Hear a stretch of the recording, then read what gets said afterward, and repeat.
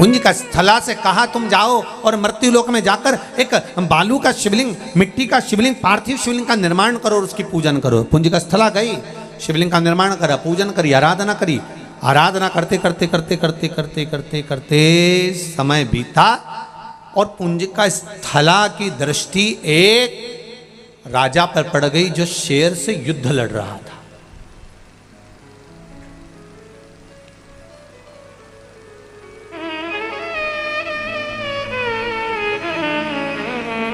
शेर से युद्ध लड़ रहा है। 3 बार शेर ने आक्रमण करा और उस राजा ने उस शेर को मार गिराया। पुंज का स्थला की दृष्टि उस राजा पर पड़ी।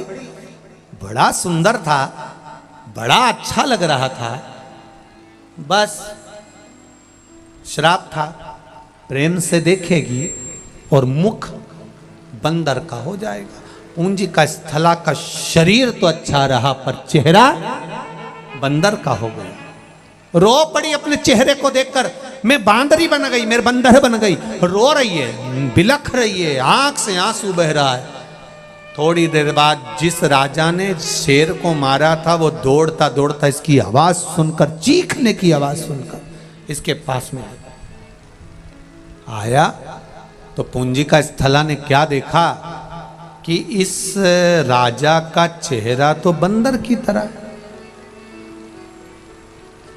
पूछा तुम कौन हो? मेरा नाम केसरी है, मैं यहां का सुमेरु का राजा हूं। ओ हो वाह,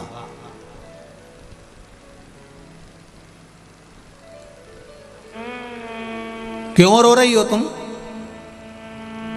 मेरे को श्राप लगा था कि मैं अगर किसी को प्रेम बस देख लूंगी तो मेरा बंदर का चेहरा हो जाएगा। अब मेरा विवाह कैसे होगा? केसरी ने कहा चिंता मत करो, मेरे को वर मिला हुआ है। मैं कभी मनुष्य का रूप रख सकता हूं, कभी बानर का रूप रख सकता हूं, ये मुझे वर मिला हुआ।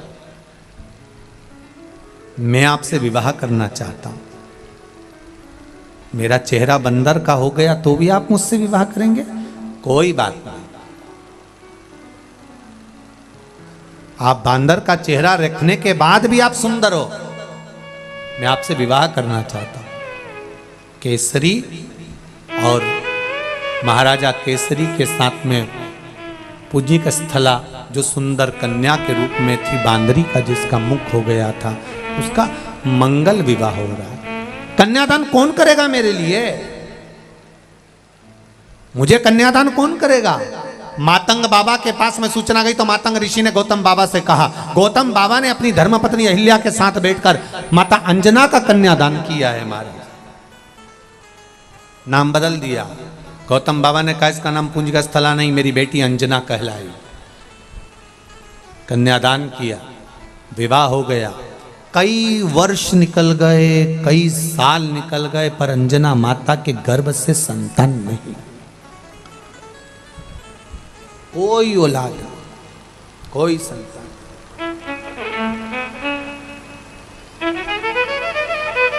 आज आंखों में से जल बह रहा था तो अंजना ने अपने पति केसरी से कहा,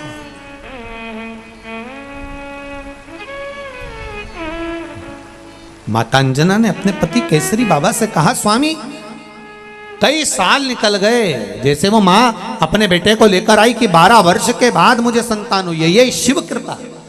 अंजना की आंख से आंसू बह रहे हैं, मेरे यहाँ इतने वर्ष शादी के हो गए पर मेरे यहाँ संतान नहीं, मेरे यहाँ औलाद नहीं। स्वामी आंख से जल बह रहा है। केसरी ने कहा क्या कर सकते हैं, जो भाग्य में लिखा होगा वही तो होगा ना। अंजना कहती है मेरा विवाह जिस गुरु मातंग बाबा ने कराया, मेरा कन्यादान जिस गौतम ऋषि ने कराया, मैं उनके पास जाना चाहती हूँ, आप मेरे को लेकर चलेंगे क्या? चलो। बहुत ध्यान दीजिए, दुख की घड़ी में समस्या विकट हो कहीं मत जाओ। जिस गुरु ने आपको मार्ग बताया है उस गुरु के पास 2 क्षण चले जाओ, उससे कुछ बोलो मत बोलो, केवल गुरु की दृष्टि ही पड़ जाएगी तो उतने में कल्याण निश्चित हो जाएगा कि हो गया। केवल दृष्टि पड़ जाए बस हो गया। एक बार गुरु देख ले बस, एक बार गुरु की दृष्टि पड़ जाए बस हो गया। कोई तप करने वाला, कोई मुनि है, कोई साधक है, कोई संत है, कोई साधु है, कोई सन्यासी है, कोई तपस्वी है, कोई आराधना करने वाला अपनी जिंदगी की आराधना तप साधना में लगा है, कोई भगवान के भजन में लगा है, कीर्तन में लगा है। हम उसको छुएं ना छुएं, हम उसको प्रणाम करें ना करें, पर जो भगवान की अविरल भक्ति में डूबा है उसकी केवल दृष्टि हम पर पड़ जाए तो ना जाने कितने पाप हमारे कट जाएंगे। और उम्मीद है कि कोई नई राह हमारी जिंदगी में प्राप्त हो जाएगी, नई राह में। आप जब अपने घर को जाएं, यहां से बालाजी महाराज के जब दर्शन करने के लिए मंदिर में प्रवेश करें तो बालाजी का दर्शन करते करते उनसे दिल से कहना, बाबा बड़ी कृपा करी जो हमें शिव महापुराण की कथा आपकी गोद में बैठने को श्रवण करने को मिल रही है। ये आपकी ही तो उदारता है मेरे सरकार, मेरे बालाजी, ये आपकी उदारता ही तो है जो हमें मिल रही है।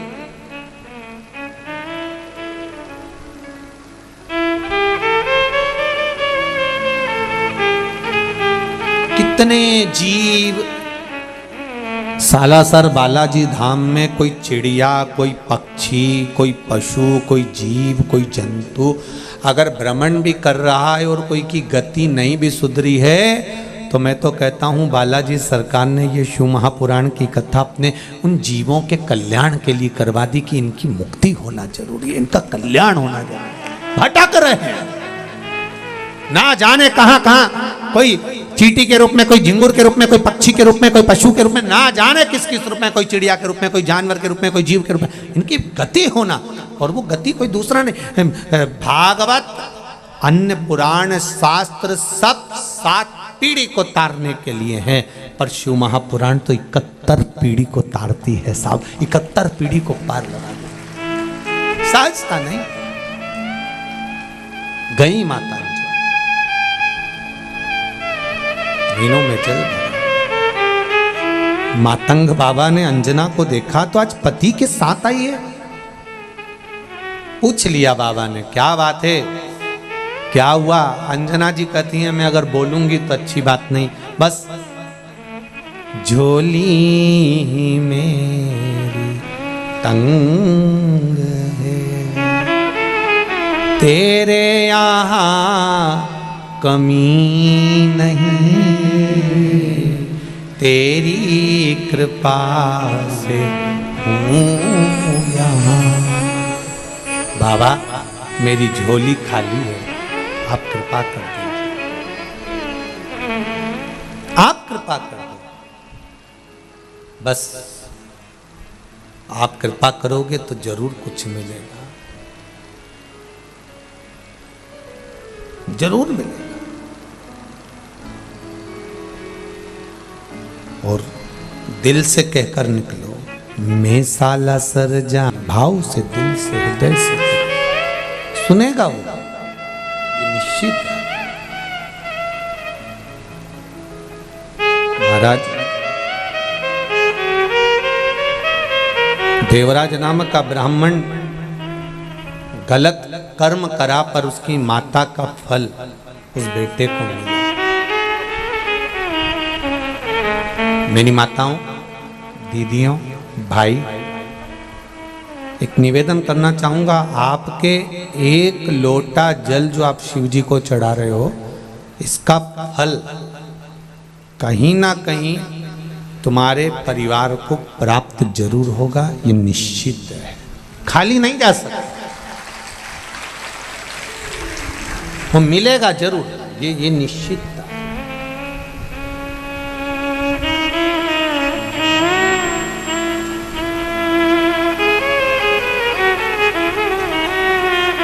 खेत में एक बीज डाल दिया आपने, एक बीज बो दिया आपने, और खेत में अगर एक बीज बो दिया है, डाल दिया है, अब अपने अपने गांव से जब आए होगे तो जंगल देखा होगा, रास्ते में पड़ा होगा, ट्रेन से, बस से, गाड़ी से, फ्लाइट से, जिससे भी आए, कितना जंगल है। अभी जंगल में कोई पौधा लगा है, कोई बीज गिरा होगा, लगा होगा, वहां पानी देने कौन गया हो?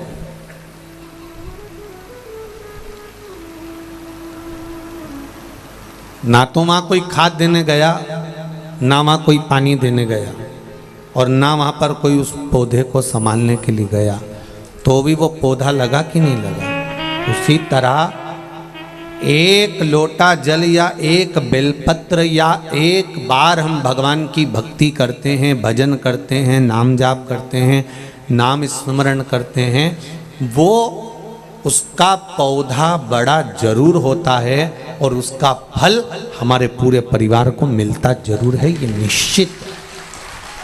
वो मिलेगा जरूर।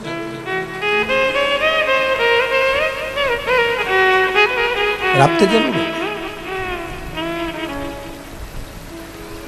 पितृपक्ष में कथा सुन रहे हो,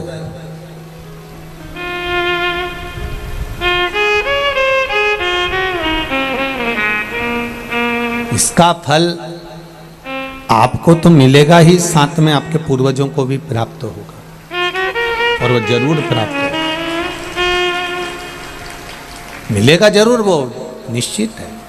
देवराज की माता जी ने एक लोटा जल भगवान को समर्पित किया है, और देवराज की माता ने जब एक लोटा जल जो समर्पित करा था, आज बेटे के जब प्राण छूटे, शंकर भगवान के मंदिर में चोरी का सामान लेकर गया था, एक क्षण की कथा का स्मरण हुआ, बेलपत्री के वृक्ष के नीचे प्राण छूट रहे हैं। शास्त्र कहता है आज भी मुर्दे को लेकर जाते हैं राम नाम सत्य कहते कहते, तो बीच रास्ते में शमशान में ले जाने से पहले एक जगह ऐसी होती है जहां पर मुर्दे को उतारा जाता है, जहां पर मुर्दे का उतारा करा जाता है, मुर्दे को उतारा जाता है, अर्थी को रखा जाता है। कई लोग पूछते हैं यहाँ अर्थी को रखने से क्या लाभ मिलता है, यहाँ मुर्दे को क्यों रखा जाता है? अब उनको ज्ञात तो इस चीज का है नहीं, स्मरण कहाँ, हमारे पूर्वज ऐसा कहते थे यहाँ रखना चाहिए, थोड़ी देर विश्राम देना चाहिए, थोड़ी देर रखना चाहिए, पर रीति क्या, उसका नियम क्या, उसका नियम क्या है? उसका नियम है कि देवराज नाम का ब्राह्मण बेलपत्री के वृक्ष के नीचे अपने प्राणों को त्यागा था, इसलिए उसको भगवान शंकर का धाम मिल गया था। मुर्दे को आज भी ले जाते समय बेलपत्री का वृक्ष तब होता नहीं, तो कोई भी पेड़ के नीचे उसको रख देते हैं, पर नियम है बेलपत्री के वृक्ष के नीचे से अगर मुर्दा निकल कर भी गया है और उस पर बेलपत्री के वृक्ष की छांव पड़ी है, तो वो कितना बड़ा भी पापी क्यों ना हो, वो परमात्मा के धाम चले ही जाता है, ये निश्चित है।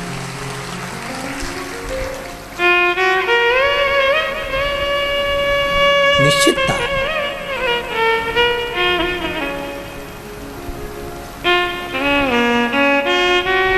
हम कई बार कह देते हैं आप लोगों को, आप लोगों ने स्मरण किया होगा कि अगर निर्माल्य की बेलपत्र, शंकर भगवान पर चढ़ी हुई बेलपत्र कहीं जमीन पर भी पड़ी हुई मिली है, तो उसको उठाकर एक बार मस्तक पर रख लिया करो। कौटी कौटी पाप ढेर पड़े हुए होंगे हमारे जीवन के, ऐसा कोई व्यक्ति नहीं जिससे पाप नहीं होता। श्री ऋषभदेव जी महाराज का चरित्र आता है, अहिंसा परमो धर्म को बताते हैं, और ऋषभदेव जी महाराज कहते हैं हर व्यक्ति से पाप होता है, चाहे वो संसार का कोई मनुष्य हो।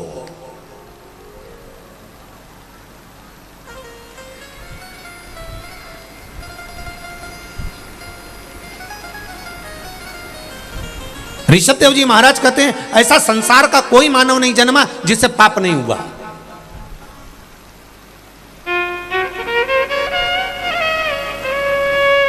अहिंसा परमो धर्म की लेखनी ऋषभदेव जी महाराज वर्णन करते। किसी ने पूछा ऋषभदेव जी महाराज जी से, हर व्यक्ति पापी है? हाँ। चाहे कोई हो? हाँ। तो ऋषभदेव जी से पूछा गया, क्या संसार में जन्म लेने वाला मानव, चाहे संत साधु सन्यासी तपस्वी साधक उपासक चाहे जो हो, अगर मृत्यु लोक में जन्म लिया है तो उससे पाप हुआ है? क्या क्या पाप हुआ, कितने स्थान पर उसने पाप किया? तो कहा, पहला, झाड़ू लगाते समय जीव मर जाता है, उसका पाप माथे चढ़ जाता है। दूसरा, अग्नि जलाते समय छोटे छोटे पतंगे जल जाते हैं, उसका पाप माथे चढ़ जाता है। तीसरा, स्नान करते समय, वस्त्र धोते समय, बर्तन धोते समय पानी में छोटे छोटे जीव मर जाते हैं, उसका पाप माथे चढ़ जाता है। चौथा, हम चलकर कहीं पर भी जाते हैं, हमारे पाँव के नीचे छोटे छोटे जीव मर जाते हैं, उसका पाप माथे चढ़ जाता है। तो ऋषभदेव जी महाराज जी से पूछा, जब प्रत्येक जीव से, प्रत्येक मनुष्य से, संसार में जन्म लेने वाले मानव से इन 4 स्थान पर अगर पाप होता है तो फिर मनुष्य क्या करे, इस पाप को समाप्त कहाँ कर सकता है? तो ऋषभदेव जी महाराज जी ने लिख दिया, सत्संग में जाकर बैठ जाइए, सत्संग में जाकर बैठ जाइए, भगवान की भक्ति में जाकर बैठ जाइए, पाप जलकर भस्म हो जाएगा। पाप की समाप्ति भगवत स्मरण है, पाप की समाप्ति सत्संग है, पाप की समाप्ति भगवान का स्मरण, भगवान का मंत्र जाप, नाम जाप, कीर्तन, मंत्र स्मरण। अब करो परमात्मा का भजन।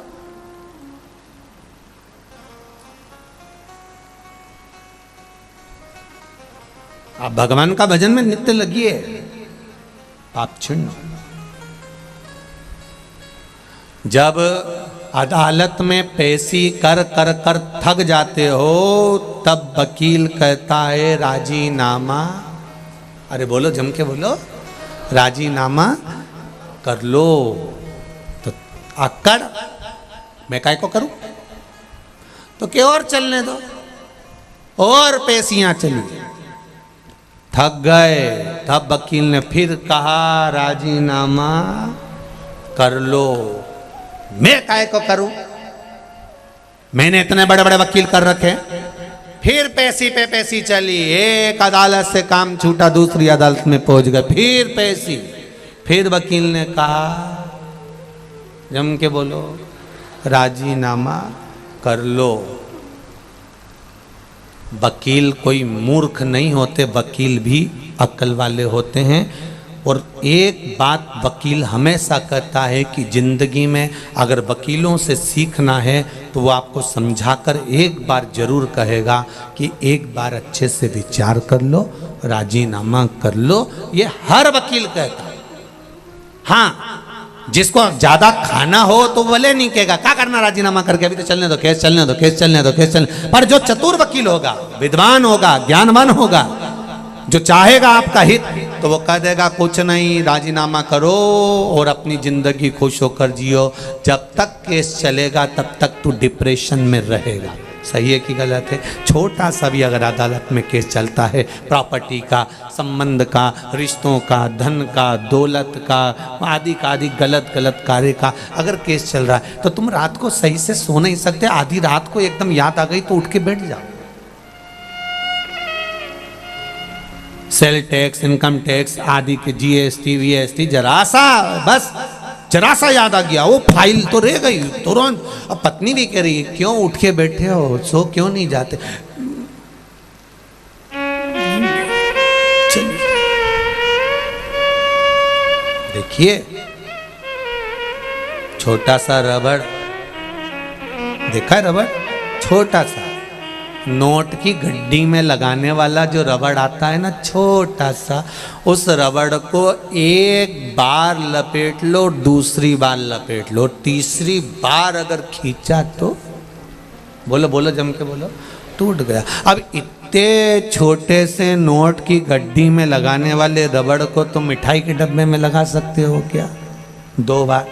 नहीं, टूट जाएगा। बड़े डब्बे में लगा सकते हो? नहीं, टूट जाएगा। उसी तरह ये चित्त, ये वृत्ति, ये मन वो रबड़ है जिसको हमें परमात्मा के चरणों में लगाना चाहिए, पर हम इसको नोट की गड्डी में और डब्बों में लगा रहे हैं, इसलिए ये रबड़ जल्दी टूट जाता है, बहुत जल्दी। इस रबड़ को सही जगह लगाए। ज्यादा रबड़ को खींचोगे टूटेगा, दिमाग को ज्यादा 10 जगह लगाओगे। इसलिए वकील कहते हैं राजीनामा कर लो। और यह वकील नहीं कर रहे, ये हमारे हृदय में हमें बिठा कर रखना है कि जिसने जिंदगी में जन्म लेने के बाद राजीनामा करना सीख लिया, कोई भी बात हो, सब्जी बेकार बन गई, राजीनामा कर लो, कोई बात नहीं। नमक ज्यादा पड़ गया, राजीनामा कर लो। काम बिगड़ गया, राजीनामा कर लो, कोई बात नहीं। चिल्लाना नहीं, क्रोध नहीं, अभिमान नहीं, अहंकार नहीं, वासना नहीं, तृष्णा नहीं, लोभ नहीं, आसक्ति नहीं, काम नहीं, राजीनामा करना जो सीख गया तो उसका जीवन एकदम क्लीन और आनंद में हो गया। जिसकी पेशियां चलती रहती है, हर बात में जवाब देगा। उसने कुछ कहा पत्नी ने, मैं तुमसे कब से कह रही हूं, और इसने पलट के जवाब दिया, तो तू जवाब दे, अगली पेशी उसकी देख। तुरंत वो भी तैयारी में बैठी थी, फिर उसने सुना दिया। उसने पेशी चालू करी, फिर इधर से फिर उधर से। राजीनामा करने से, थोड़ा सा नर्म बनने से। रखो, देवराज को ले गए। शिव महापुराण की कथा कहती है, अभी तक खड़े थे, देवता लेने के लिए अब आए हैं गण दूसरे। सेठ जी की कथा चल रही थी, सेठ जी दान पुण्य करे तब तक अच्छे लोग खड़े मिले थे, बेकार कर्म करा तो काले काले भयंकर भूत जैसे खड़े मिले। पूछा, तुम कौन हो? लाने लेकर जाने वालों की ड्यूटी चेंज हो गई है क्या? पहले तो सुंदर लोग आए थे, अब काले काले लोग आए। कहा नहीं नहीं, ये कर्मों के अनुसार है। पहले तुम्हारे कर्म अच्छे थे इसलिए देवता आए थे, अब कर्म बिगड़ गए इसलिए यम के दूत बंदी बनाने के लिए आए। आपके कर्म अच्छे होंगे, आपको अच्छा मिलेगा। यमदूत की जगह पर भगवान शंकर के गण देवराज को लेकर जा रहे थे। देवराज ने चलते चलते गणों से पूछ लिया, मैंने पुण्य कौन सा किया जो आप मुझे लेने आए हो? कहा, तेरा एक पुण्य प्रबल है, तेरी माता ने 1 लोटा जल शिवजी को समर्पित करा, और तेरे प्राण जो छूटे हैं ना, तेरी बुद्धि जो गई है, तुझे बेलपत्र के वृक्ष के नीचे जो तेरी बुद्धि लेकर गई है, इससे तुझे फल की प्राप्ति हो।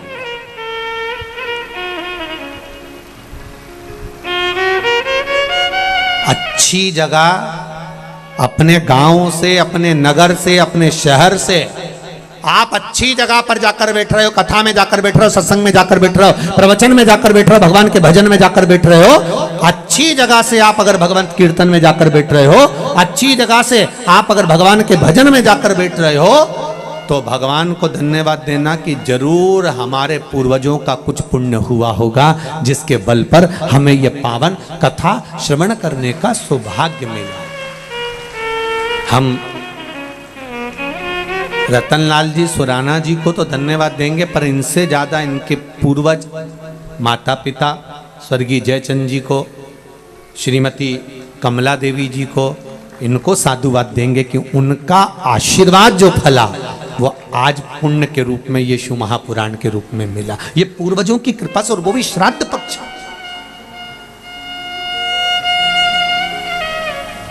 ये उनकी कृपा से। तेरी कृपा बिना न हिले एक भी लेते श्वास, तेरी कृपा से तनो तनो। बखान क्या करूं मैं राखों के ढेर का, छपटी भभूत में है खजाना कुबेर का। हे गंगधार मुक्ति द्वार ओंकार तू, भोरे ओंकार तू। आयो शरण तिहारी शंभु तार तार तू। हमारे कर्म के अनुसार हमें फल की प्राप्ति। एक सेठ जी मरते हैं, उनकी शोक सभा होती है। बोलो रे भाई, बोलो तो, होती कि नहीं होती? होती है। एक गरीब मरता है, उसकी शोक सभा होती है। अरे बोलो तो रे भाई, नहीं होती।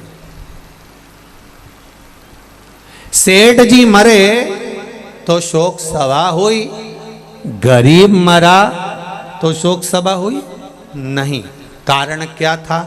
क्योंकि सेठ जी अपना शोक पूरा करते करते करते करते जिंदगी गवा दिए, और आज तक मरते तक भी इनका शोक पूरा नहीं हुआ, इसलिए इनकी शोक सभा हुई। पर गरीब का कोई शोक नहीं होता, इसलिए उसकी शोक सभा भी नहीं होती। वो मस्त अलमस्त।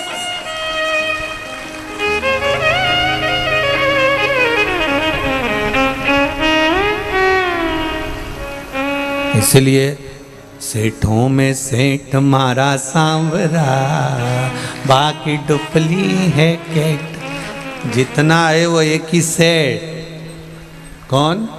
सांवरिया। बाकी के सब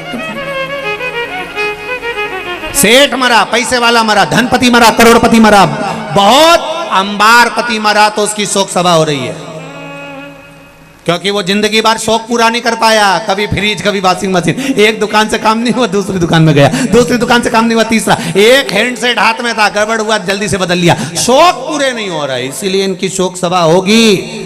पर गरीब का कोई शौक नहीं। एक जोड़ कपड़े में माँ बेटा था, खेत में से निकल कर आया, श्री बालाजी सरकार का दर्शन करा, दर्शन करके कथा सुनी, वो कथा सुन के अपने घर आराम से चले गया। कोई मतलब नहीं उसको काम क्या मिल रहा है नहीं मिल रहा है, वो अपनी मस्ती में बैठा हुआ है, आनंद में अपनी जिंदगी खुश होकर जी रहा है, और उसको उसके कोई शौक है ही नहीं।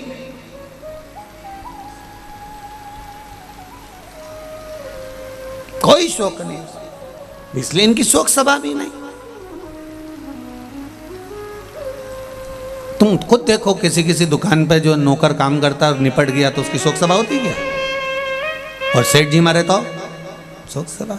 इनके शौक कभी पूरे नहीं हुए, इसलिए इनकी शोक सभा होना जरूरी है। कभी जिंदगी में पूरे नहीं हुए। इन्हें एक प्रॉपर्टी खरीदी, मन नहीं भराया, दूसरी से मन नहीं भराया, तीसरी से मन नहीं भराया, चौथी, और जोड़ जोड़ जोड़ जोड़ आखिरी में सब यहीं छोड़, इतना बड़ा फोटो और प्लास्टिक के फूल की माला और 2 अगरबत्ती और गुलाब की माला, थोड़े दिन तक 12-15 दिन, इससे ज़्यादा कुछ नहीं। वो मालवा के संत श्रीनागर जी महाराज नहीं कहते, तेरा तेरा दिन याद करे, क्यों रे मन सुमिरन क्यों नहीं करे।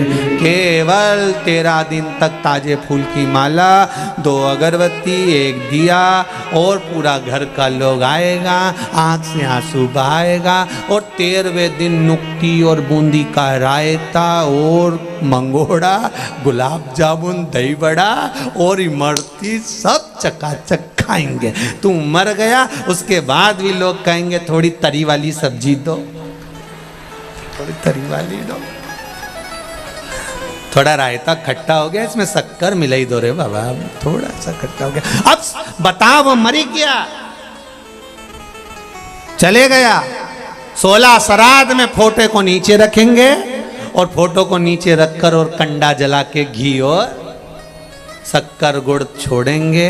और बेचारे को दमे की बीमारी थी, बेचारा दमा में मर गया, और ने कंडे की ओर धुनी दे दी, लाए और पड़ेगा दर आ रही, और घी और पूड़ी और खीर पूड़ी में मिला के तुम्हारे फोटो में चिपका देंगे, और तुम ऐसी स्माइल देती रहोगी, वो पूड़ी चिपकी रहेगी, खत्म जिंदगी समा। इसलिए मान मेरा कहना, नहीं तो पछताएगा, और माटी का खिलौना माटी में मिल जाएगा। हेट बूट सूट सब धरा रह जाएगा अलमारी में। इसलिए सुराना जी ने कथा रखी है, अपनी अलमारी के अच्छे अच्छे कपड़े निकाल के लिया और बालाजी सरकार में आकर पहनो।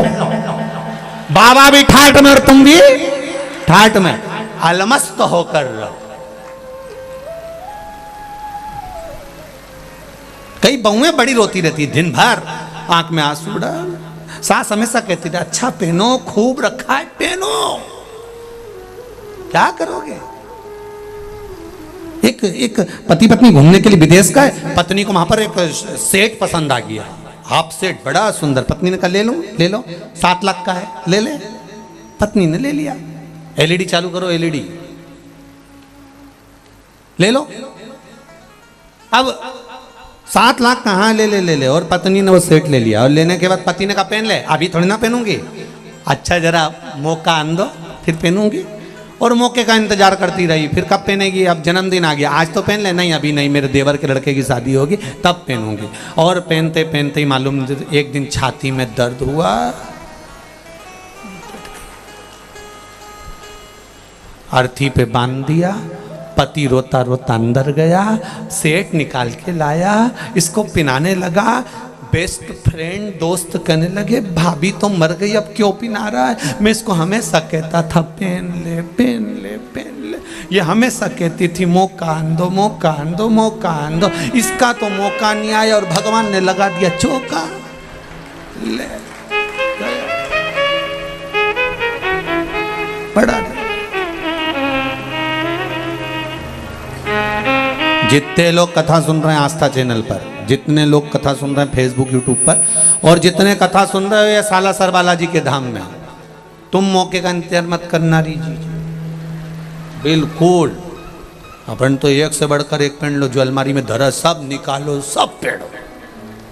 कोई कहती नहीं कि नहीं साड़ी, कोई शादी ब्याह में पहनना, शादी ब्याह से पहले निपट गई तो फिर ऊपर जाऊंगी तो मेरा मन कितना दुखेगा। और यमराज से कहूंगी मैं यमराज प्लीज मैंने वो नीली वाली नहीं पहनी, वंस मोर, एक बार फिर छोड़।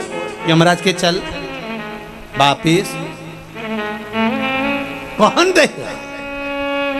अरे भाई जीवन मिला उसका सदुपयोग करिए, तो जीवन का सदुपयोग होना चाहिए। एक बिंदुक नाम का ब्राह्मण वो भी गलत वृत्ति में पड़ गया था, मुक्ति नहीं हुई उसकी। 3 तरह से मरे हुए व्यक्ति को मोक्ष नहीं है। पानी में डूबकर मरा हुआ, स्त्री के हाथ से मरा हुआ, सर्प के डसे से मरा हुआ, इसकी गति नहीं होती, इसकी मुक्ति नहीं है, इसका मोक्ष नहीं है।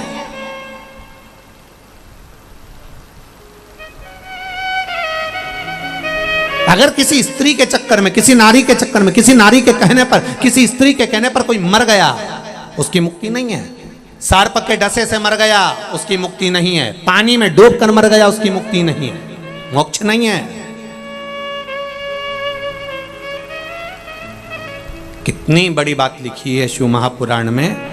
अधोगति में मरा हुआ, गर्भ में कोई 4 महीने का, 6 महीने का, 8 महीने का, 9 महीने का, या गर्भ से निकलकर कुंवारी अवस्था में मर गया, कोई युवान अवस्था में एक्सीडेंट में या कोई गलत कार्य में मर गया, इनकी गति नहीं होती महाराज। पिंड भी नहीं मिलता, चाहे गया जी में जाकर दे दो, चाहे ब्रह्म कपाली में जाकर दे दो, इनको पिंड नहीं मिलता, इनको तर्पण नहीं मिलता, इनके तिलांजलि नहीं होती। अगर ब्राह्मण भोजन भी करे तो इनके खाते में नहीं जाता, जो कुंवारी अवस्था में मर गया।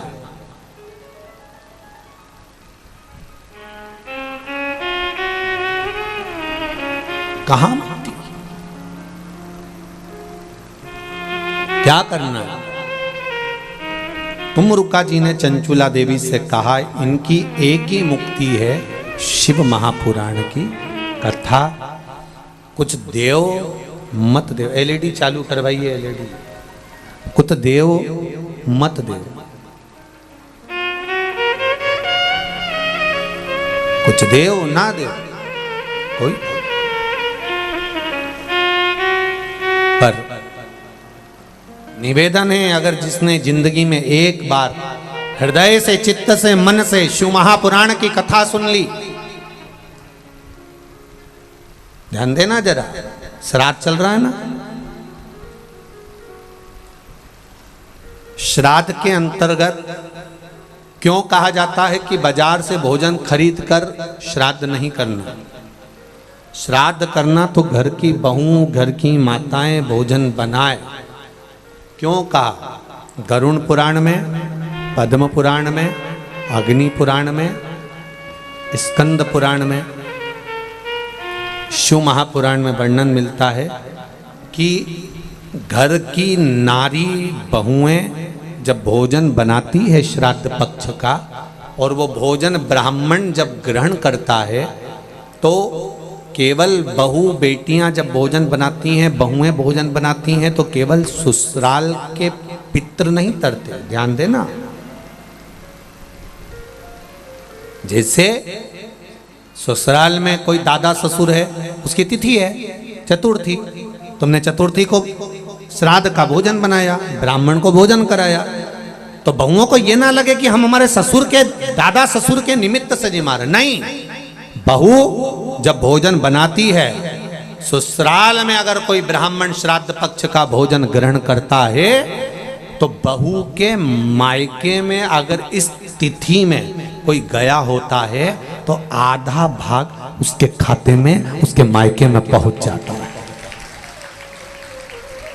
बहू को यह बात का अंदाजा रहना चाहिए कि केवल आप ससुराल वालों के लिए श्राद्ध में भोजन नहीं बना रहे, वहां भी। इसलिए जब पिंडदान होता है, तर्पण होता है, तिलांजलि होती है, तो गया जी जाते हैं तो वहां पर नाना पक्ष और यहाँ का पक्ष दोनों का नाम लिया जाता है। बोलो सही है कि गलत है? तुम्हारे पिताजी का नाम बोलो, दादाजी का नाम बोलो, फिर वहां पूछेंगे तुम्हारे नाना जी का नाम बोलो, पर नाना का नाम बोलो, वहां पूछा जाता है। दोनों कुल को, दोनों परिवार को।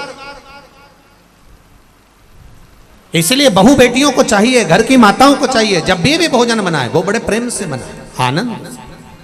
और प्रयास करा करो कि श्राद्ध पक्ष में सीधा ना देना, आटा चावल दाल ये हम ना दें। हम चाहें ये नहीं कि हम सीधा दे के हम भगवान को कि हमने सीधा दे दिया, अब हमें भोजन बनाने की जरूरत नहीं। आप भोजन बनाओ, सीधा दोगी तो केवल ससुराल का लाभ मिलेगा, कि ससुराल का कोई तिथि का व्यक्ति गया तो उसको फल मिलेगा। पर आपने अगर भोजन बनाया और ब्राह्मण ने अगर भोजन तुम्हारे घर में करा, तो उसका आधा भाग तुम्हारे ससुराल में अपने आप चला जाएगा। उन जीवों का भी कल्याण हो जाएगा, जिसको ससुराल में, अगर मायके में किसी ने भोजन नहीं भी दिया, मायके में कोई प्राप्त नहीं भी हुआ, तो उनको भी उसकी फल की प्राप्ति हो जाएगी। देव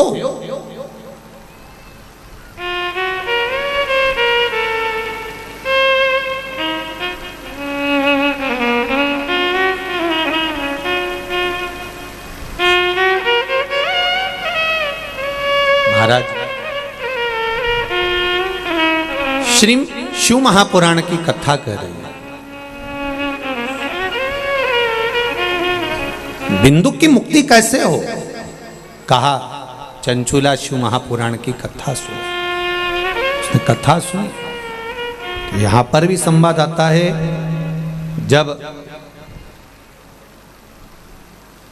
श्री हनुमान जी महाराज की माता अंजना देवी कौन थी? पूर्व समय में एक अप्सरा, पुंजिका स्थला जिसका नाम था।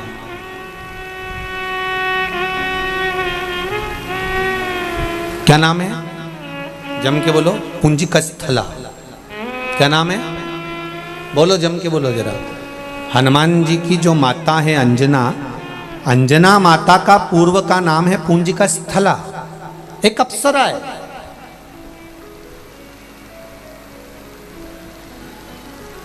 बड़ी सुंदर है। इनकी सुंदरता का बखान नहीं कर सकता कोई। अति रमणीय, अति सुंदर, बहुत सुंदर। छोटी सी अवस्था थी, छोटी सी उम्र में इन्होंने एक गलती कर दी। उस पुंजिका स्थला ने एक गलती करी कि वो सुंदर तो थी पर चंचल बहुत थी। सुंदर भी और चंचल। महाराज पुंजिका स्थला ने एक गलती कर दी कि वो आज मृत्यु लोक में गई, भ्रमण करने के लिए जब पहुंची, भ्रमण करते करते उसने क्या देखा कि एक बंदर तपस्या में लीन है, साधना में लीन है, तप कर रहा है। तो पुंजिका स्थला को लगा, बताओ अभी तक तो मैंने देखा था कि मुनि तप करते हैं, संत तप करते हैं, साधु तप करते हैं, ऋषिवर तप करते हैं, साधना करते हैं, पर यहां तो बंदर तप कर रहा। पुंजिका स्थला को ये बात थोड़ा अच्छी ना लगी, तो उन्होंने, छोटी सी अवस्था थी, पेड़ पर चढ़ गई और पेड़ पर चढ़कर वहां के जो फल लगे थे वो तोड़कर उस बंदर को मारने लगी।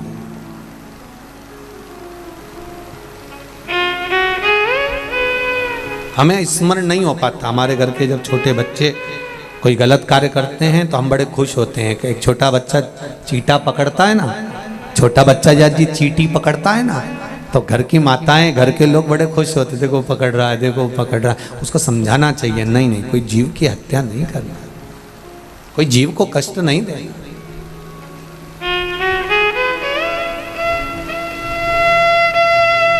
क्यों किसी को दुख दे? महाराज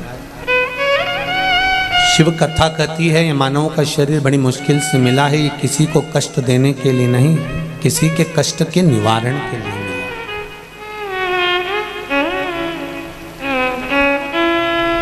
आपने शिव महापुराण की कथा में से कुछ सीख लिया कि मुझे 27 बार श्राद्ध पक्ष में शंकर भगवान को जल चढ़ाना है, या 27 मनके की माला से जाप करना है, या सत्यवादी देव महादेव का पावन चरित्र कर रहा है। एक देवराज नाम का ब्राह्मण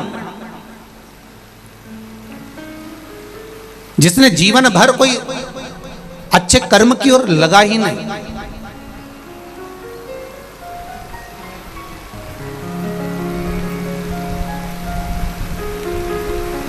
बड़ा सुंदर बात है संत श्री रविदास जी की। संत श्री रविदास जी की बड़ी सुंदर एक बात है।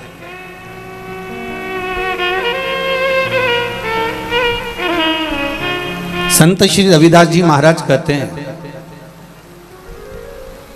कोई जात से नीचा नहीं होता।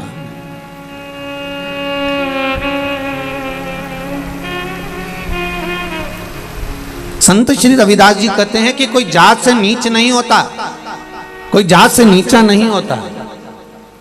एक चर्मकार चमड़े का जूता बनाने वाले संत श्री रविदास जी कहते हैं कि कोई जात से, बिरादरी से, वर्ण से नीचा नहीं होता। संत श्री रविदास जी कहते हैं कि कोई ऊंची जगह पर ऊंचे बैठने वाले भी जब नीच कर्म कर जाते हैं तो वो भी नीच कहलाने लगते हैं, वो भी नीचा कहलाने लगते हैं। कोई जरूरी नहीं है कि वो ये नीचा वर्ण में पैदा हो गया या अन्य वर्ण में पैदा हो जाए तो वो नीचा होगा। नहीं नहीं नहीं, आप किस कर्म को, शिव महापुराण की कथा करिए, देवराज नाम का ब्राह्मण जो ब्राह्मण के घर में जन्म लिया, ब्राह्मण कुल में जन्म लिया, ब्राह्मण के अंतर्गत जन्म लिया, जिसके माता पिता ने श्रेष्ठ संस्कार देने का प्रयास किया, पर मित्रों की थोड़ी सी संगति उसको जीवन में बर्बाद की ओर ले गई। ताली, थाली और प्याली, ये 3 मित्र व्यक्ति को बर्बाद कर देते हैं।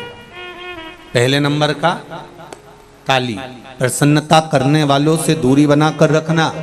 जो जितना ज्यादा तुम्हारी प्रसन्नता करेगा समझ लेना कि तुम्हें चने के झाड़ पे चढ़ा देगा।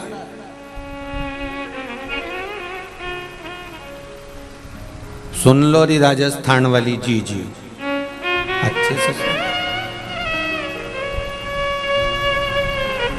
कोई प्रसन्नता करे और अपन वहां से बढ़ लो, तुरंत बोल दो हर हर महादेव, श्री शिवाय, नमस्तुभ्यम। भैया हम तो जा रहे हैं, अब हमारे बस की बात नहीं, क्योंकि तुम ज्यादा प्रसन्नता करो तो सुनना नहीं अपने को, अपन को चल देना को। हो सके अहंकार आ जाए तो, अभिमान प्रकट हो जाए तो, जरा से में काम बिगड़ जाए तो, नहीं नहीं नहीं सुनना, बिल्कुल अपन तो चल दो, बस हो गया, हो राम जी हो।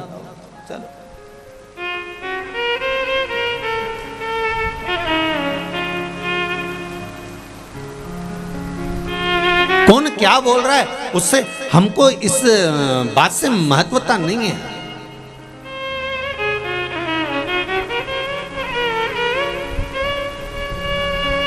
कल परम पूज्य 1008 संत शिरोमणि श्री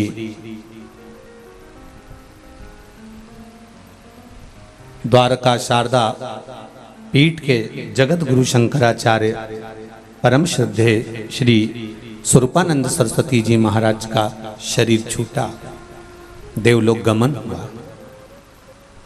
ये व्यासपीठ परम पूज्य गुरुदेव जगत गुरु शंकराचार्य जी के पावन चरणारविंद को श्रद्धांजलि समर्पित करती है। और सबसे ज्यादा नतमस्तकता इस व्यासपीठ से परम पूज्य जगत गुरु श्री स्वरूपानंद सरस्वती जी महाराज के पावन चरणों को करती है, क्योंकि उन्होंने सनातन धर्म में भले दुनिया के लोगों ने उनको कह दिया हो, कई लोगों ने उनका विरोध भी किया हो, कई लोगों ने शब्द पर शब्द भी कहे हो, कई लोगों ने राजनीति के भाव में भी कहा हो, पर ये व्यासपीठ उनको इसलिए बहुत बहुत बहुत श्रद्धांजलि और नमनता करती है क्योंकि उन्होंने सनातन धर्म के जितने मंदिरों में अन्य देव की मूर्तियां लोग स्थापित करने लगे थे और हमारे सनातन धर्म के देवताओं को पूछना बंद कर दिया था और ना जाने किस किस को मंदिर में लाकर बिठा दिया था, उसका फुल जोर विरोध किया था। इसलिए उन्होंने सनातन धर्म में भले दुनिया कुछ भी कहती रहे पर उन्होंने उस मूर्त को हटाकर अपने सनातन धर्म को पुनः जीवित किया। इसलिए यह व्यासपीठ नतमस्तक है। ऐसे जगत गुरु शंकराचार्य जी के पावन चरणों में उनकी श्रद्धांजलि को मैं नमन करता हूं, उनके भाव को मैं नमन। प्राण चले गए, देवलोक गमन हो गए, पर वो अपनी बात पर अड़िग रहे कि ये मूर्ति मंदिर के अंदर नहीं चाहिए तो नहीं चाहिए। 33 कोटि देवता छोड़कर तुम ये देवता उनको पकड़ के क्यों ला रहे हो? कौन ने कहा तुम? नतमस्तक है ये व्यासपीठ परम पूज्य जगत गुरु शंकराचार्य श्री राम स्वरूपानंद सरस्वती जी के पावन चरण। अपनी बात पर अड़ी रहे, डटे रहे। महाराज यहां चरित्र कर रहा है। देवराज नाम का ब्राह्मण कुल में जन्म लेकर अगर आप ब्राह्मण कर्म से वंचित हो और आप विचार करते हो कि हम ब्राह्मण और ब्राह्मण कर्म से वंचित हो गए तो यह श्रेष्ठता नहीं है हमारा।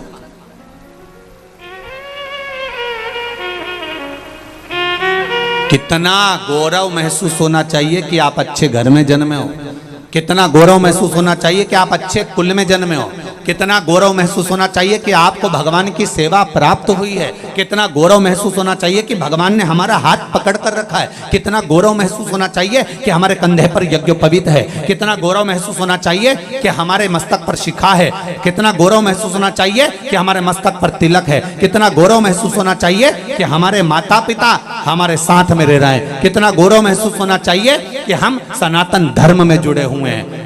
देवराज नाम का ब्राह्मण कुल में जन्म लेने के बाद भी चोरी करता था, वेश्यावृत्ति करता था, गलत काम करता था। खूब समझाया माता पिता ने पर नहीं माने,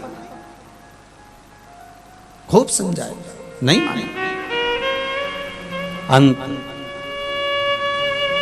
दुनिया मन का धन कर सकती है पर अंत तो अंत है। और देवराज नाम का ब्राह्मण चोरी का धन लेकर शिवजी के मंदिर में गया।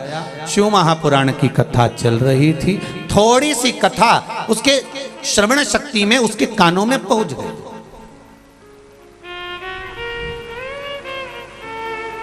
थोड़ी सी कथा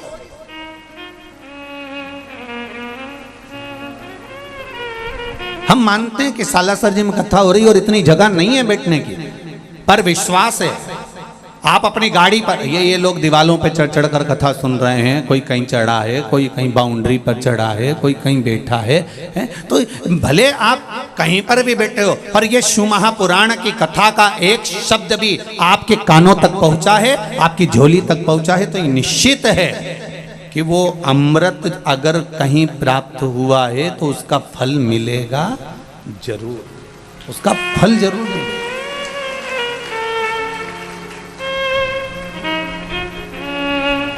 आस्था चैनल के माध्यम से, फेसबुक यूट्यूब के माध्यम से करोड़ों लोग इंतजार कर रहे थे सालासर जी की 5 दिवसीय शिव महापुराण का। करोड़ों, और आप भी जितने बैठे हो ना सब इंतजार में थे, क्यों कब चलेगी, एक गाड़ी कर लें क्या, चलें क्या, पास में तो हो रही है, 150-200 किलोमीटर तो है, और चलेंगे भी, कथा भी सुनेंगे और बालाजी सरकार का दर्शन भी कर लेंगे। अब तो वो कहते हैं ना कि वो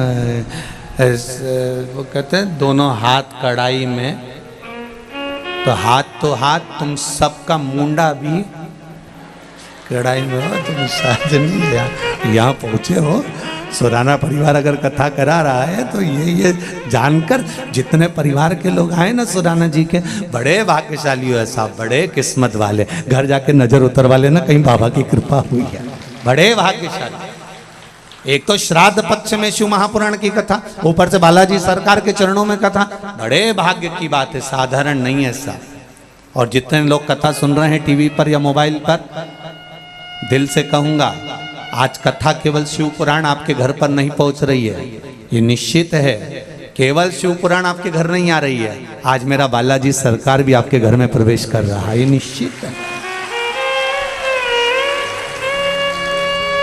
ये निश्चित। पवन तनय संकट हरन मंगल मूरति रूप, राम लखन सीता सहित हृदय बसौ सुर। ये शिव कृपा है, ये उसकी कृपा बिना नहीं मिला है उससे। देवराज के कानों में थोड़ी सी शिव महापुराण की कथा चली गई और कथा श्रवण कर कर देवराज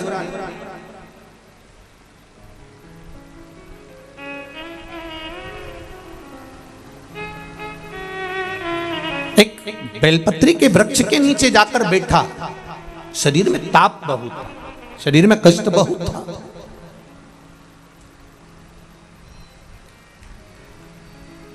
प्राण जाने का समय आया, भगवान शंकर के गण वहां खड़े हुए थे। पहले आए थे यमदूत, फिर आ गए शिव के गण। होता है ऐसा। एक सेठ जी थे, उनके पास में बहुत धन था, भजन भी बहुत करते थे,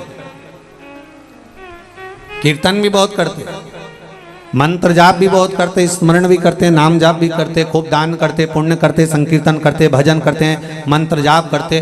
बड़ा दानी थे सेठ जी, बड़े दानी।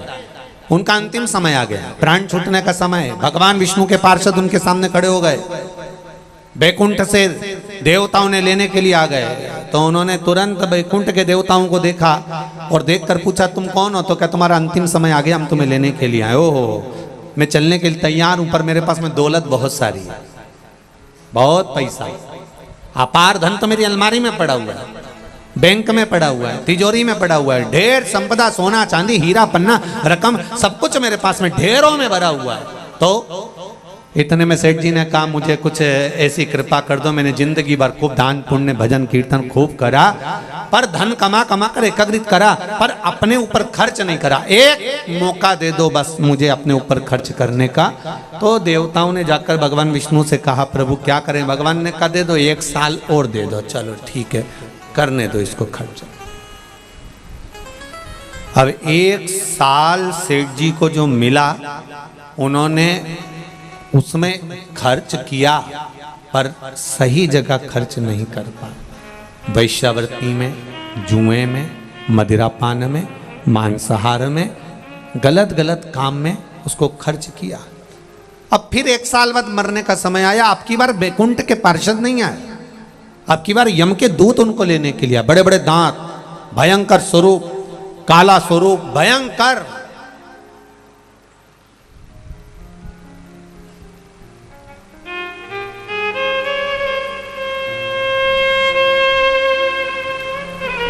अब स्वरूप काला है, भयंकर स्वरूप है, बड़े भयंकर दिख रहे, बड़े भयंकर। अब देखिए कहां देवता आए थे और कहां ये स्वरूप। श्री बालाजी सरकार सालासर में विराजमान है, 11वें रुद्र। बाबा को यहाँ कथा कराना होगी और आप लोगों के भाग्य में ये कथा लिखी होगी तो श्राद्ध पक्ष में मिल रही है। ये तो उसकी कृपा है, उसकी उधार। बहुत आप दिल से उसका भजन करो, पुकारो आप दिल से, आप स्मरण करो दिल से, वो मिलेगा जरूर। हम कुछ नहीं दे सकते आप, ना हम बेल दे सकते हैं, ना हम आपको भभूति दे सकते हैं, ना हम आपको कोई मंत्र साधना। हम ये भी नहीं कह सकते कि आप ऐसे रहना या इतने दिन तक बैठे रहना। हम तो केवल इतना कहेंगे कि आप दिल से बाबा से कहिए, आप दिल से उसका स्मरण करिए। 1 लोटा जल और 1 बेलपत्र बाबा को कहकर बोल कर आना, दिल से देकर आना, दिल से कहकर आना, वो दिल से दे देगा। और आए हो बालाजी की कथा में सालासर, दिल से कथा सुनकर जाना। मेरे बालाजी सरकार से और मेरे भोलेनाथ जी से कहकर जाना, बाबा मैंने सुना है कि तू कथा सुनने वालों को देता जरूर है। मैं आई हूँ आस लेकर, 3 महीने में मेरे मन के भाव पूर्ण करना, मैं फिर कथा में पहुंच जाऊं, ऐसी कृपा कर। देगा वो, चित्त वृत्ति में आनंद हो। हम सालासर मंदिर के पुजारी श्री मिट्टू जी से कहते थे हमेशा कि एक बार सालासर कथा करना है, पर व्यवस्था हम लोगों के आना नहीं हो पाता, समय नहीं मिल पाता। मिट्टू जी हमेशा कहते थे कि आप आइए कभी योग बनेगा। और आज स्वराणा परिवार के द्वारा जो कथा हो रही है, मुझे तो लगता है कि मेरे बालाजी सरकार ने सुना होगा और यहाँ करवाया। स्वराणा जी के यहाँ से उनकी धर्मपत्नी प्रेमलता जी, उनके पास जब सूचना मिली कि गुरुजी बोल रहे हैं कि कथा वहाँ एक गांव पर या दिल्ली कराने की अपेक्षा सालासर जी कराओ, तो मैं कहूँगा कि उनके दोनों बेटों और बहुओं के चेहरे की प्रसन्नता बता रही थी कि हमारी माँ ने कह दिया कि सालासर में हो रही है तो और खुशी की बात है। तो ये एक आनंद का विषय हो जाता है, एक आनंद की लहर हो जाती है। हाँ, इतनी व्यवस्थाएं करना बहुत कठिन। पहले दिन ही तुम इतने सारे आ गए कि हमारा तो सोचे सुराणा जी आधा टेंशन है। पर सुनो, जहां मौका मिल जाए, रोड पर आसपास में जहां जगह मिल जाए, वहां बैठकर 2 शब्द शिव महापुराण के उसके इस पावन छत्र छाया में सुन लो और उससे कह लो, कह उससे।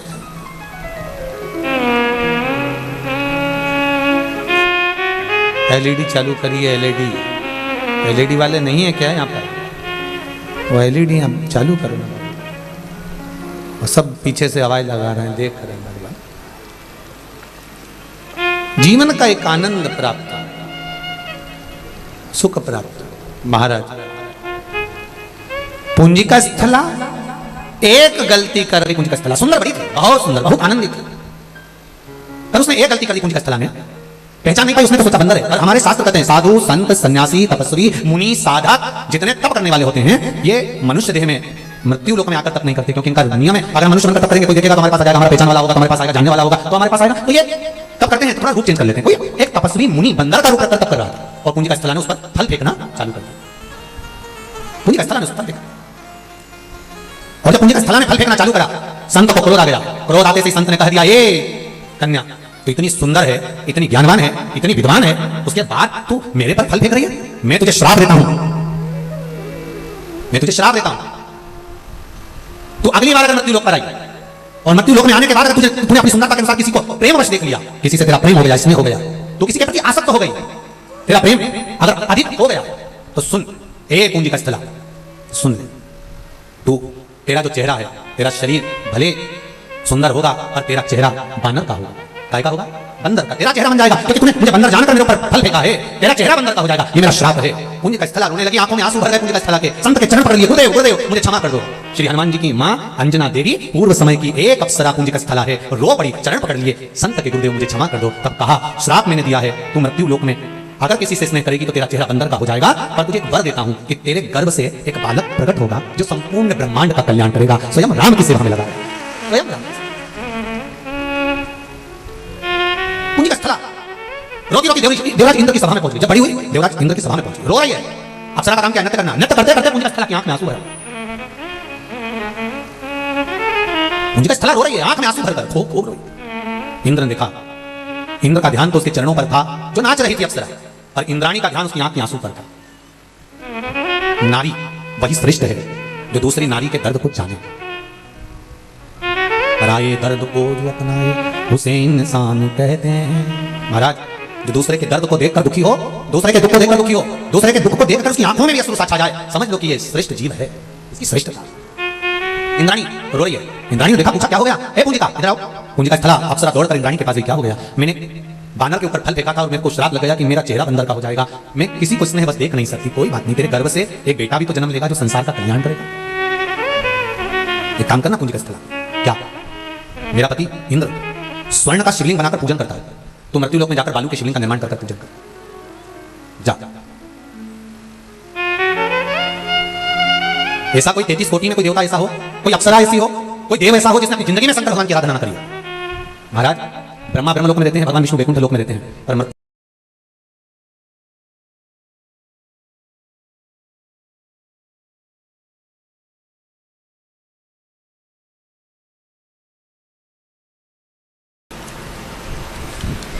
पुनित पावन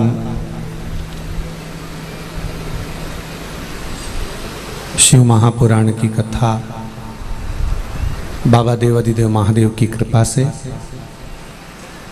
श्री बालाजी सरकार सालासर धाम में भगवान देवादिदेव महादेव की कृपा से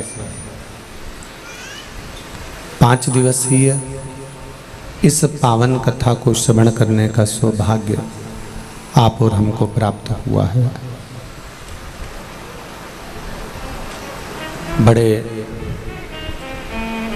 भाग्यशाली हैं सुराना परिवार, जो दिल्ली से यहाँ पधार कर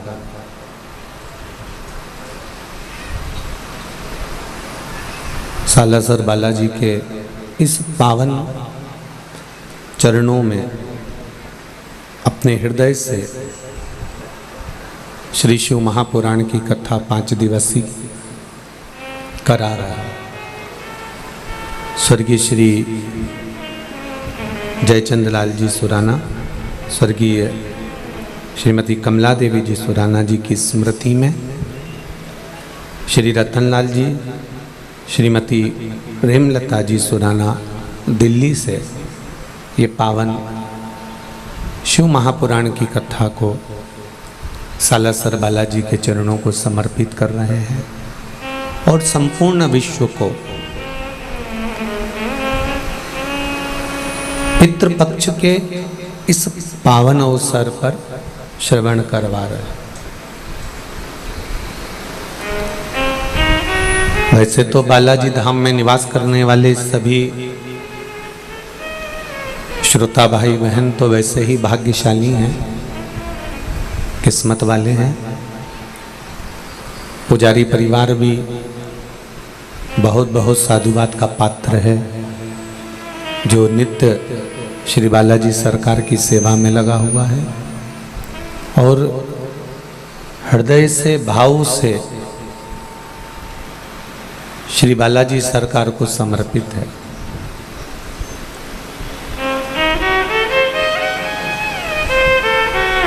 और संपूर्ण वीरों की धरा राजस्थान की भूमि, जिस भूमि पर वीर सपूतों का जन्म हुआ और जिन्होंने सनातन धर्म की रक्षा करी है,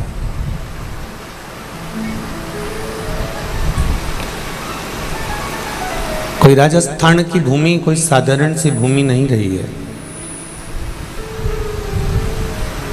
यहाँ तो श्री हनुमान जी महाराज भी मूछ पर ताव देकर बैठते हैं कि हम सब निपट लेंगे, तुम्हें टेंशन लेने की जरूरत नहीं है। ये वो सालासर बालाजी की भूमि है, कोई साधारण है क्या? यहाँ तो बालाजी सरकार भी अपने आनंद के साथ, ठाट के साथ, बाट के साथ बैठे हुए हैं।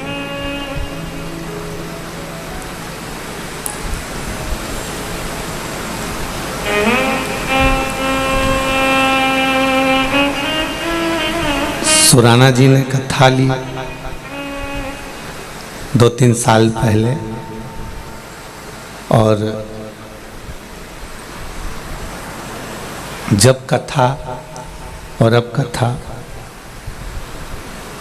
अब जब कोरोना महामारी के पहले जब कथा ली गई थी उस समय पर सुराना जी का मन था कि भाव से आनंद से अपने गांव में इस पावन कथा का रस तत्व ग्रहण किया जाए और संपूर्ण परिवार इस पावन कथा को श्रवण करे। समय जाता गया, समय की कथा की तारीख यही थी जो पहले दी हुई थी 2-4 साल पहले, 3 साल पहले।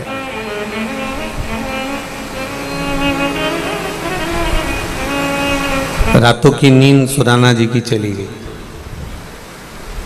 उनकी धर्म पत्नी एलईडी चालू करिए, एलईडी बंद है।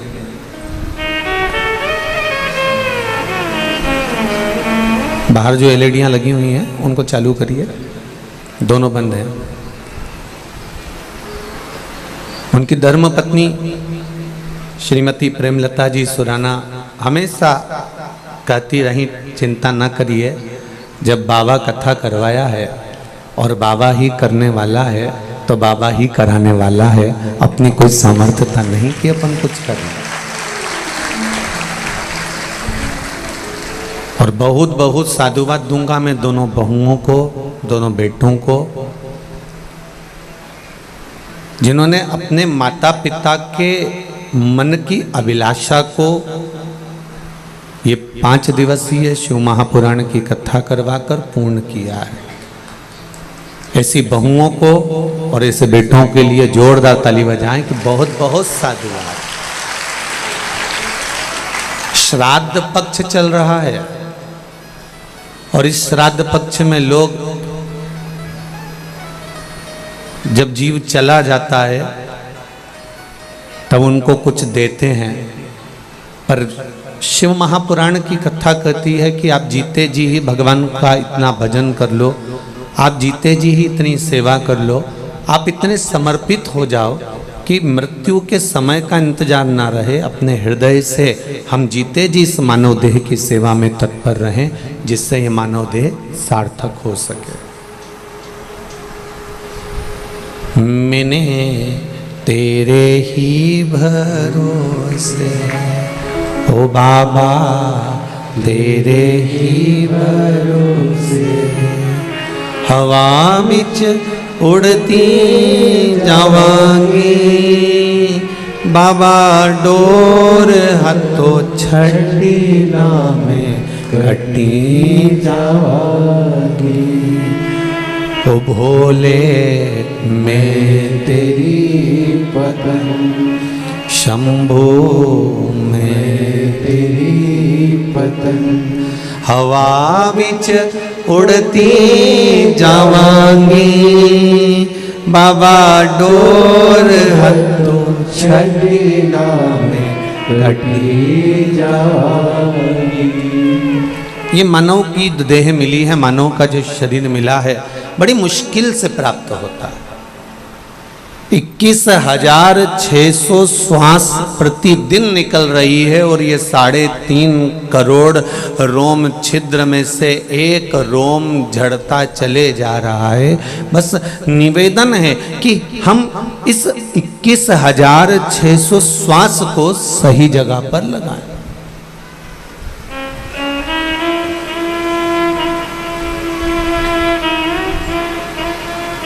ये ठीक जगह पर लग नहीं पा रही। महाराज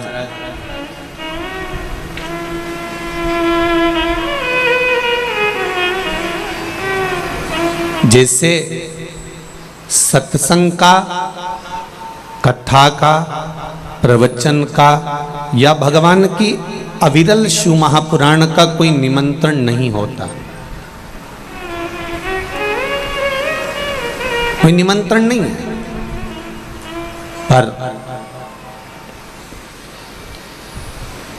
जिसको भूख लगी होगी ना वो भोजन का डब्बा ढूंढेगा, ये निश्चित है। जिसको प्यास लगी होगी ना वो पानी ढूंढेगा, ये निश्चित है। उसी तरह जिसके हृदय में शिव महापुराण के प्रति थोड़ी सी भी ललकता होती है, थोड़ी सी भी भूख लगी होती है, तो वो कहीं ना कहीं से शिव महापुराण की कथा को ढूंढकर पहुंच ही जाता है, उसे श्रवण ही कर लेता है। हमने सोचा था कि सालासर जी में कथा है और मंच से भी कह दिया था रे कम आना रे, कम आना रे, कम आना, पर जब वहाँ से चले जयसवाल भवन से तो वहाँ से आते आते हमने देखा तो चारों तरफ बस ही बस, गाड़ियाँ ही गाड़ियाँ। हमने कहा हो गया कल्याण। तो हम सुराना जी के दोनों बेटों से कहने वाले थे कि सुराना जी को बाहर मत ले जाना, दिखाने के लिए कि ये गाड़ियां इतनी लग गई हो, इनको टेंशन हो जाए।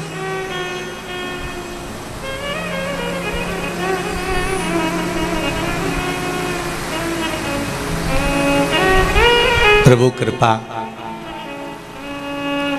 श्राद्ध पक्ष के ये जो 5 दिन मिले हैं आपको और हमको, एलईडी चालू करिए, एलईडी चालू नहीं है, एलईडी चालू करवाइए, पब्लिक परेशान हो रही है।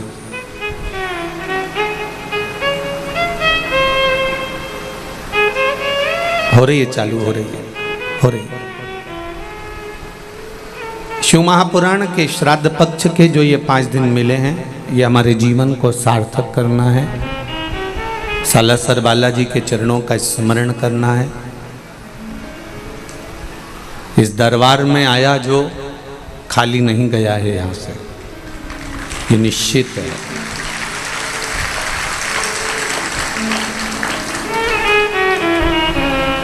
एक बार पूछा गया था, स्वयं मोहनदास जी महाराज जी ने पूछ लिया था एक बार कि सारी दुनिया में संकट हरने के लिए बैठोगे, सालासर में बालाजी काहे को बैठोगे? तो बालाजी बोले थे, यहाँ तो मैं भंडार भरने के लिए बैठा हूँ, जो आता है वो खाली झोली लाता है और मैं उसको झोली भरकर पहुंचा देता हूँ। यहाँ तो वो झोली भरने के लिए बैठा हुआ।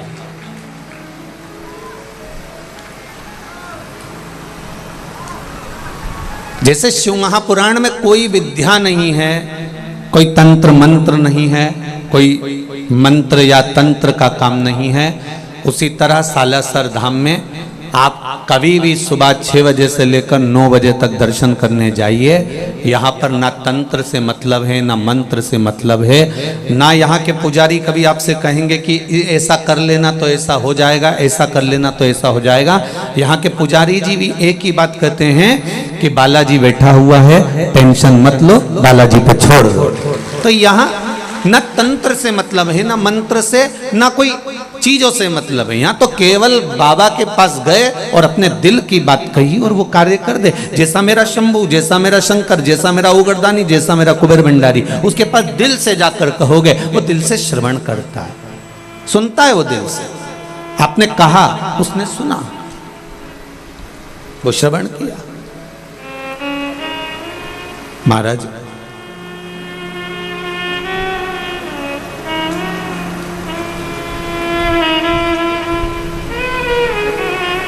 आपने हृदय चित्त से, अपने मन से अगर भगवान का भजन किया है, और सुन लें जितने भी सालासर बालाजी के धाम में बैठकर कथा श्रवण करने वाले हैं, बड़े प्रेम से सुना श्रवण करें कि पितृ पक्ष में कथा श्रवण कर रहे हो।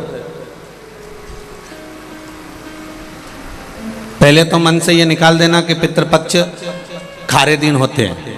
कई लोग कहते हैं पितृपक्ष में फ्रीज मत लाओ, श्राद्ध चल रही है अभी ये काम मत करो, श्राद्ध चल रही है अभी ये मत करो। एक बात बताओ रे भैया, और जितनी भी जीजियाँ बैठी है ना सालासर में, अरियो राजस्थान वाली, जरा एक बात अच्छे से बताओ, तुमने नया मकान बनाया और तुम्हारे बुजुर्ग माता पिता के सामने उस मकान में तुम प्रवेश कर जाओगे, तो माता पिता खुश होंगे कि दुखी होंगे? जम के बोलो जरा। खुश हो। और जब वो चले गए, उसके बाद तुमने मकान में प्रवेश किया, तो मकान में प्रवेश किया तो प्रवेश करने पर बहुएं क्या बोलेंगे? अगर मम्मी होती ना तो बहुत अच्छा लगता, उनको पापा होते ना तो बहुत अच्छा लगता, भाई जी आते ना और भैया जी होते तो बड़ा आनंद आता, उनको बड़ी प्रसन्नता होती। क्यों? क्योंकि वो होते और उनके सामने हम प्रवेश करते तो उसका एक आनंद दूसरा होता, उसका एक उमंग दूसरी होती, उसका एक रसतत्व दूसरा होता। पर शिव महापुराण की कथा यही कह रही है, भगवान शंकर का संवाद यही कह रहा है कि 16 श्राद्ध में ऐसा नहीं है कि कोई पुण्य का कार्य नहीं करना चाहिए, या ये मत करो, या फ्रिज मत लाओ, या नया मकान मत लाओ, या प्रॉपर्टी का सौदा मत करो, या ये मत करो, वो मत करो। अगर कोई महाराज जी आपको मना कर रहे हैं और कह रहे हैं कि श्राद्ध पक्ष में ये नहीं करना चाहिए, वो नहीं करना चाहिए, तो उनको समझा दो, अगर पितृ हमारे पूर्वज हैं, अगर हमने कोई सौदा करा है, हम कोई सामग्री लेकर आए हैं, कोई पुण्य का कार्य कर रहे हैं, कोई अच्छा कार्य कर रहे हैं और हमारे पितृ हैं, तो ये निश्चित है कि 16 श्राद्ध में हम कोई कार्य करेंगे तो हमारे पूर्वज बड़े खुश होकर हमको आशीर्वाद प्रदान करेंगे। श्राद्धों के लिए, पितरों के लिए कई लोग बहुत डरा रहे हैं, बहुत डरा देते हैं कि तुम्हें ऐसा करना ही पड़ेगा, पिंडदान तो तुम्हें देना ही पड़ेगा, तुम ये नहीं करोगे तो ऐसा हो जाएगा, तुम 16 श्राद्ध में ऐसा दान करो, ऐसा ये करो, ऐसा वो करो। निवेदन है, शिव महापुराण की कथा कहती है, बड़ी मस्ती में अपनी जिंदगी जियो, बड़ी मस्ती में जियो, अपने जीवन को सार्थक करने के लिए करो। आप तर्पण करना है तर्पण करो, पिंड करना है पिंड करो, गया जी करना है गया जी करो, ब्रह्म कपाली करना है ब्रह्म कपाली करो, तुम्हारा मन पड़े जो करो। पर सबसे बड़ा आनंद यही है कि कैसे भी हम अपने, चाहे पितृ हों चाहे देवता हों, हम उनका गुणगान, उनका स्मरण हृदय चित्त से करें।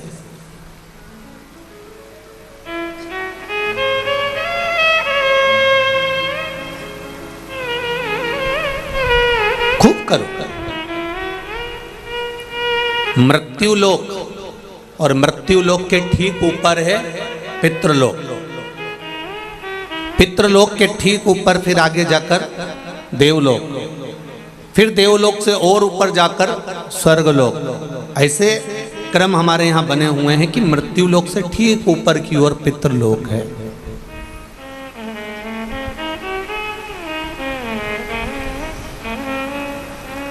स्वयं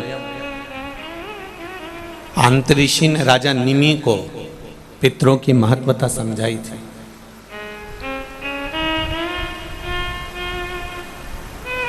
और शिव महापुराण का श्री बालाजी, श्री हनुमान जी, श्री हनुमत शिव महापुराण की जो कथा 5 दिवसीय चल रही है, इसमें एक स्मरण करिएगा।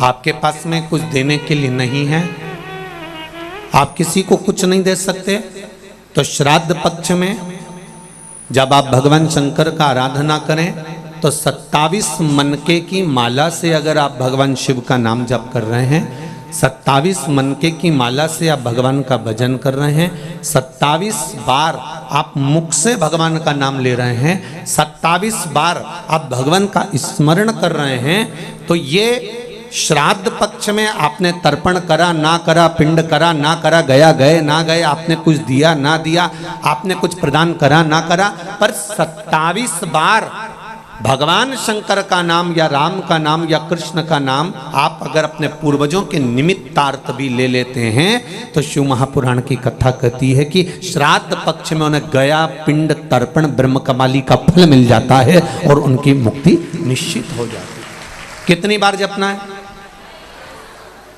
केवल 27, केवल 27, उससे ज्यादा कुछ। और यदि 27 बार आप भगवान का नाम नहीं भी जप सकते हैं और आपको लग रहा है कि पितृ दोष के 4 लक्षण आपके पास में, पितृदोष के 4 लक्षण बड़े होते हैं। पहला, घर में एक ना एक बीमार पड़ा रहता है, एक ठीक होगा, एक बीमार होगा, एक ठीक होगा, एक बीमार होगा, ये पितृदोष का लक्षण। दूसरा, 1 रुपये कमाया, 1.25 रुपये खर्च हो रहा है, कहीं ना कहीं पैसा आके रखाता है और 2-3 दिन में पैसा चले जाता है, साथ में रखा हुआ भी धन जा रहा है, पितृदोष का लक्षण है। तीसरा, घर में जितने सदस्य हैं आपस में किसी ना किसी बात के पीछे उनमें क्लेश बना रहता है, मन मुटाव बना रहता है, थोड़ी थोड़ी बात में कुछ ना कुछ क्लेश हो जाता है। 5वां, घर के बच्चे चिड़चिड़ प्रवृत्ति के होते जा रहे हैं, तो ये 4 लक्षण पितृदोष के बताए हैं। इन पितृदोष का निवारण आप गया जी चले जाएं, ब्रह्म कपाली करा लें, या तर्पण दे दें या पिंड दे दें, उससे अधिक फल शिव महापुराण की कथा कहती है। आप शंकर भगवान के मंदिर में जब 1 लोटा जल लेकर जाते हैं, शिव जी को 1 लोटा जल जब समर्पित करते हैं, तो उस जल को धीरे धीरे 27 बार आप पंचाक्षर मंत्र, षडाक्षर मंत्र या श्री शिवाय नमस्तुभ्यम बोलकर अपने पूर्वजों का स्मरण कर कर जो 16 दिन उस एक ही कलश, बार बार 27 बार कलश नहीं भरना है। जो लोटा भरकर लेकर गए हो, कलश भरकर लेकर गए हो, उसी को 27 बार आपको केवल शिव जी पर गिराना है। जो 27 बार जल एक ही कलश का समर्पित कर देता है, उसके पूर्वजों को तुरंत मुक्ति फल प्राप्त हो जाता है। उसको फिर तर्पण आदि की जरूरत नहीं पड़ती। जल तो रोज चढ़ाते हो ना आप लोग, रोज जाते हो ना। सारी समस्या का हल एक लोटा जल। आप अगर शिव जी के मंदिर रोज जा रहे हो, शंकर जी के मंदिर रोज जा रहे हो, प्रतिदिन जल चढ़ाने जा रहे हो, तो थोड़ा सा नियम चेंज करेंगे अपन। 16 दिन अगर हम शंकर भगवान को जल चढ़ा रहे हैं, आप कहेंगे गुरुजी अभी तो हमारे 2-3 दिन निकल गए। कोई बात नहीं, जब जागे तब सवेरा। कोई जरूरी है कि वो पीछे के 2-3 दिन निकल गए तो हम कैसे नहीं। आप कल से प्रारंभ कर दो कि शिव जी के मंदिर में जब जल चढ़ाने जाओ तो जल को 27 बार धीरे धीरे कर कर चढ़ाना प्रारंभ करिए। 16 श्राद्ध पूरे होंगे, नवरात्रि आएगी, दीपावली आएगी, और नवरात्रि से और दिवाली के बीच में आपको खुद ये फल प्राप्त हो जाएगा कि आपने 27 बार जो जल चढ़ाया है उसका फल मिला कि नहीं मिला, आपको मिला कि नहीं मिला, घर में शांति हुई कि नहीं हुई, घर में आनंद आया कि नहीं आया, संपदा बढ़ी कि नहीं बढ़ी, वैभव आया कि नहीं आया। केवल 16 दिन पूर्ण हुए, नवरात्रे और दिवाली के बीच का समय आप अंदाजा लगाकर बैठ जाए। भोला सब दुख काटो भारा, ओ भोला सब दुख काटो भारा। शिव शंकर जपूं तेरी माला, भोले बाबा जपूं तेरी माला। भोला सब दुख काटो भारा, ओ भोला सब दुख काटो भारा। भगवान की शरणागति का सुख क्या होता है, भगवान की शरणागति का फल क्या होता है। महाराज, एक पक्षी सागर के तट पर, समुद्र के तट पर थोड़ी देर का सत्संग करता है, भजन करता है, कीर्तन करता है किसी संत की शरणागति में बैठकर, तो वो सागर पार जो माता सीता लंका में बैठी है उनको देख लेता है। शिव महापुराण की कथा कहती है, जो दिल से एक क्षण की भी शिव महापुराण की कथा सुन लेता है, शिव कथा कहती है वो महादेव का कृपा पात्र हो ही जाता है, चाहे कैसे भी श्रवण करे।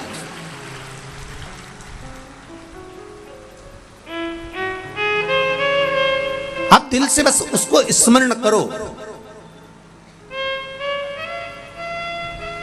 27 बार नाम ले लो या 27 बार जल समर्पित कर लो, या 27 मनके की माला से स्मरण कर लो।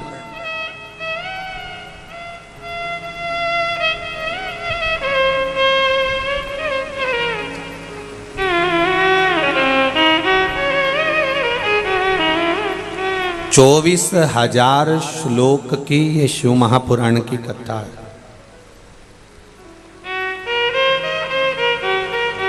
जिसने दिल से सुनी है, ये पत्र भी हमने इतने सारे तो पढ़े नहीं हैं, पर थोड़े जो इधर पढ़े हैं देखिए, इसमें लिखा है,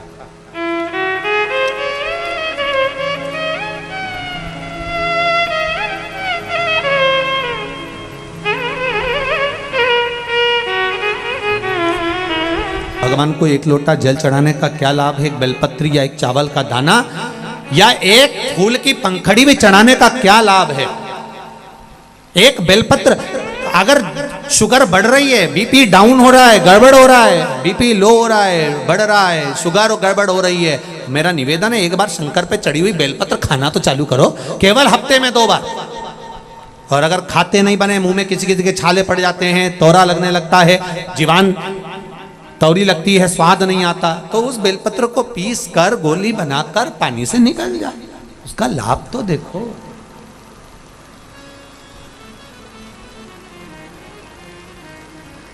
भोलेनाथ दया करना,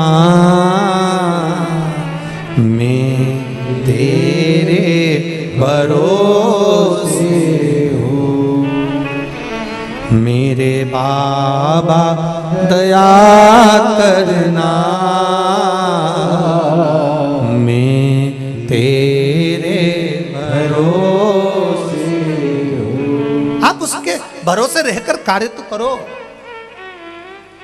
वो बेटा बेटी ने सीए का एग्जाम दिया, हर एग्जाम में शंकर भगवान को बेलपत्र लगाई, शहद लगाकर।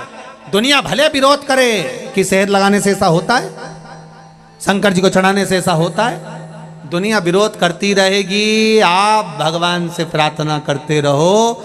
शिव महापुराण का एक उपाय भी आप कर रहे हो और दिल से कर रहे हो, तो जैसे मेरे ये बेटा बेटी सीए में पास होते हैं फाइनल में, और वो बेटा अगर चलकर आ सकता है तो मेरा विश्वास है कि शंकर आपकी भी मुराद पूर्ण कर सकता है। दिल से करें, हृदय से।